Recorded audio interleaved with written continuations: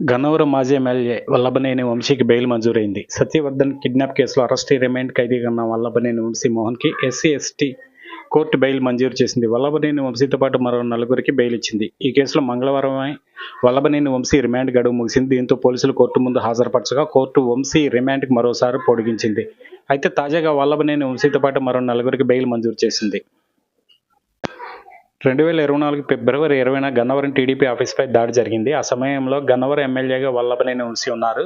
వల్లభనేని వంశీ అనుచరులు వైసీపీ శ్రేణులను కలిసి గన్నవరం టీడీపీ కార్యాలయంపై దాడి చేశారంటే ఆఫీసులో కంప్యూటర్ ఆపరేటర్గా పనిచేసే సత్యవర్ధన్ పోలీసులు కంప్లైంట్ ఇచ్చారు. దీంతో పోలీసులు కేసు నమోదు చేశారు. ఫిర్యాదు చేసిన సత్యవర్ధన్ వల్లభనేని వంశీ అతని అనుచరులు కిడ్నాప్ చేసి తమకు అనుకూలంగా వాంగ్మూలం ఇచ్చేలా బెదిరించారంటూ వంశీపై ఆరోపణలు వచ్చాయి.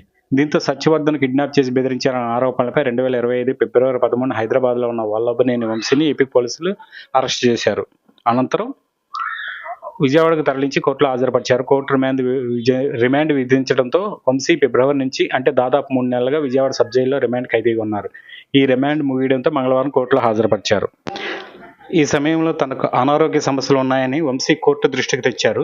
మాట్లాడేందుకు కూడా ఇబ్బందిగా ఉందని, ఊపిరి తీసుకోలేకపోతున్నట్లు కోర్టుకు తెలియజేశారు.